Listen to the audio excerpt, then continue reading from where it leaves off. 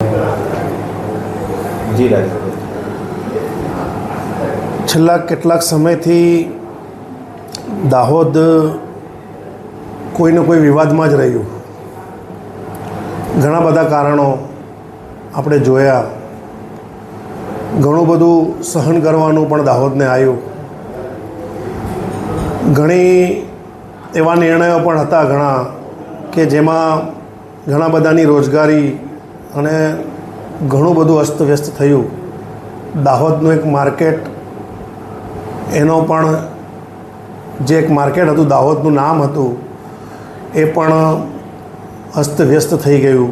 એ જે તે અધિકારી કે જેના બી જે નિર્ણયો હશે, પરંતુ છેલ્લા કેટલાક સમયથી દાહોદ માટે કંઈક ને કંઈક પ્રોબ્લેમ હોવાથી ગાંધીનગરમાં પણ દાહોદની એક છાપ જે હતી એ ઓછી થતી ગઈ, ભૂસાતી ગઈ છે. મારા રાજીનામાનો કારણમાં મેં સ્પષ્ટ લખ્યું છે કે અમારી શક્તિ અને ભક્તિનો અભાવ. આપ પત્રકાર છો, આપ જાતે આપ સૌ જાણો છો કે છેલ્લા કેટલાક સમયથી આ વાતને ડીપમાં જશો તો શક્તિ અને ભક્તિમાં અભાવ, એ વાત આપ પણ સ્વીકારશો.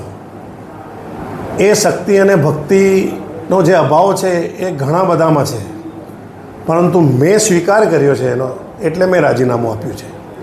કારણ કે મને એવું લાગે છે કે હું મારા વિસ્તારમાં, મારા નગરમાં જે અપેક્ષાઓ છે એને ન્યાય નથી આપી રહ્યો. છેલ્લા કેટલાક સમયથી એવું મને લાગી રહ્યું હતું. એટલે એ મૂંઝવણ દૂર કરવા મેં રાજીનામું આપ્યું છે. બીજું, દાહોદને જો સમજવું હોય, વાતો ઘણી થાય કે આ પ્રમુખે આમ કર્યું હશે ને પેલા ચીફ ઓફિસર આવું, વહીવટીતંત્ર આવું, પરંતુ કોઈ વાર પણ દાહોદ માટે એવી કોઈ મોટા પાયે ચર્ચા જે થવી જોઈએ એ થઈ નથી. દાહોદની સમસ્યાઓ શું છે અને દાહોદમાં કેટલી સંભાવનાઓ રહેલી છે, એના માટે એક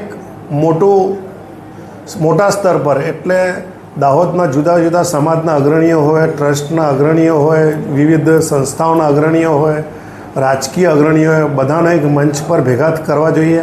દાહોદ માટે જે નાની મોટી સમસ્યાઓ એને દૂર કરવા અને શું સંભાવના રહેલી છે જેને દાહોદ હજી આગળ વધી શકે છે, એના માટેના પ્રયાસ આપના માધ્યમથી થવું જોઈએ. પત્રકાર મિત્રોએ સૌ ભેગા મળીને બધાને એક એમાં કરી અને દાહોદ માટેનું આવું કંઈક પ્લેટફોર્મ ઊભું કરવું જોઈએ. મને બોલાવશો, હું પણ ચોક્કસ આવીશ. મારા જે મત હશે હું પણ રજૂ કરીશ.